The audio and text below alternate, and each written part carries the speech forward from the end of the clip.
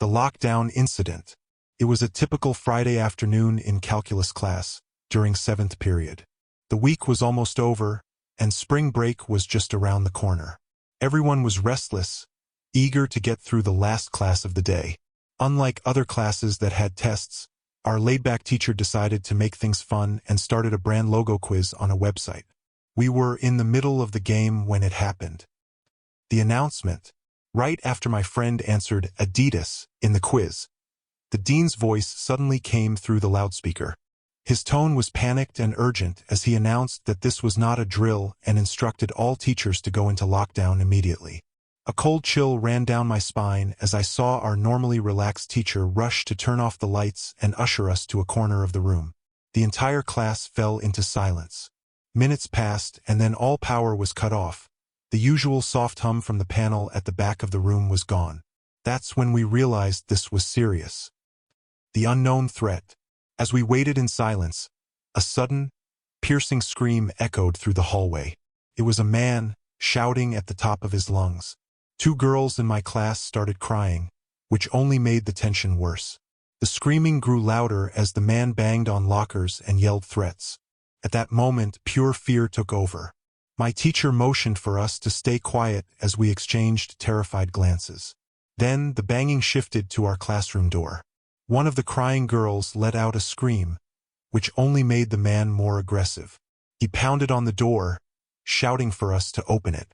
The door rattled under his force, and for what felt like an eternity, we thought he would break in. But finally, he moved on, his screams fading as he continued down the hallway. The aftermath.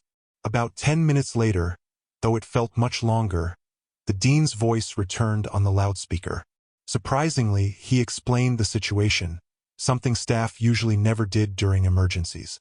Apparently, an unidentified individual had entered the building and attacked a staff member at the front desk, forcing her to flee the building in fear.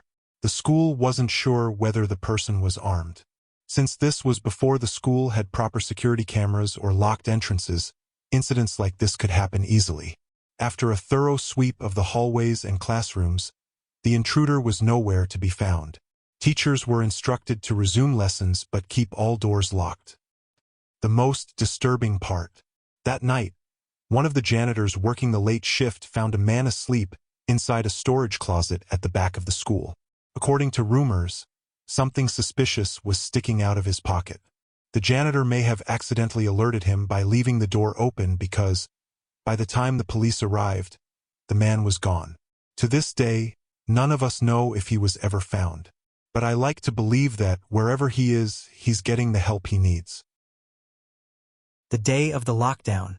At my school, lunch is split into 2 periods, the first for all 6th graders and some 7th graders, and the second for the rest of the 7th graders and all 8th graders. The lockdown happened in early October on a cloudy, rainy day during the first lunch period.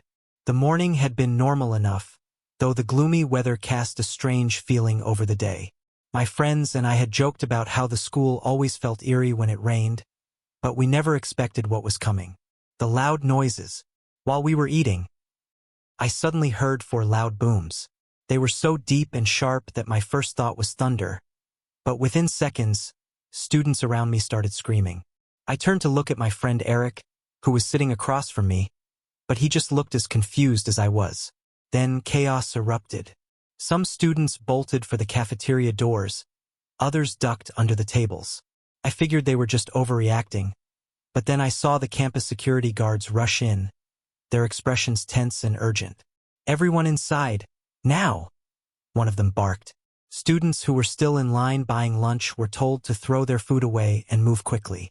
I watched a girl drop her tray, her sandwich and apple rolling onto the floor, as she turned and ran toward the main doors. More security officers poured in, directing the crowd into the multipurpose room. My friends and I followed the wave of students, the tension thickening in the air. The lockdown begins.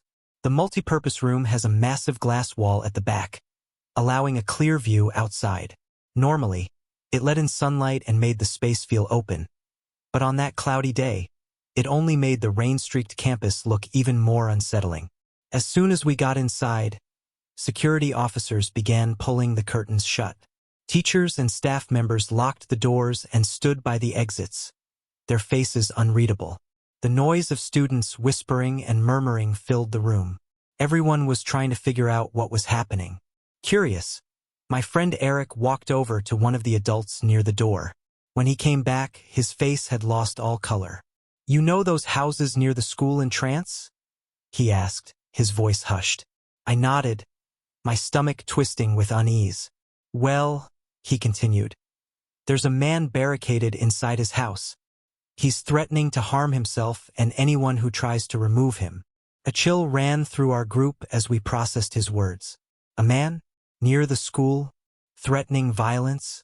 My mind raced through all the possibilities. What if he had a gun? What if he tried to come onto campus? The threat outside. As more details spread, the story grew even more alarming.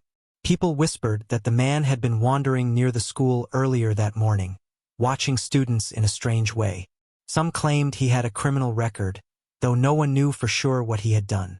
A few students swore they had seen him sitting in a car across the street the day before, just staring at the school. I thought about my younger brother, who was in 6th grade and had the same lunch period as me. Was he okay? Was he in this room somewhere, or had he ended up in a different part of the school? I scanned the crowd but couldn't see him. The thought of something happening to him made my stomach twist. We ended up stuck in the multipurpose room for over an hour. The staff did their best to keep us calm, but tension hung in the air like a thick fog. Some students texted their parents trying to get updates. Others sat in tight circles, whispering about the man and what he might do. A sinister connection. Later that day, after the lockdown was lifted and we were escorted back to our classrooms in small groups, my friend Brandy told me something even more unsettling. She lived near the man's house. She had seen him before. "Last Halloween," she said quietly, her voice barely above a whisper. "I remember walking past his house. He was standing by his window, writing something on the glass in red. I felt my skin prickle. Red? Like marker or paint?" Brandy shook her head. "It looked like blood." The message said, "Stay away or else." The air around us felt heavier. My heart pounded as I imagined the scene she described. At the time, everyone must have assumed it was just some creepy Halloween decoration. No one thought twice about it. But now, after what had happened today, we knew the truth. He was dangerous. And we were lucky he never got inside the school. Aftermath. That night, I had trouble sleeping. Every time I closed my eyes, I saw the man's house, the fogged-up window with the eerie message smeared across it. The 4 loud booms from lunch replayed in my head over and over. I kept thinking about my little brother, about what could have happened if things had gone differently. The next morning, the school made an announcement. The police had handled the situation, and the man had been taken into custody. They assured us that we were safe. But I wasn't so sure, because when I got home that afternoon, Brandy sent me a text. They let him go.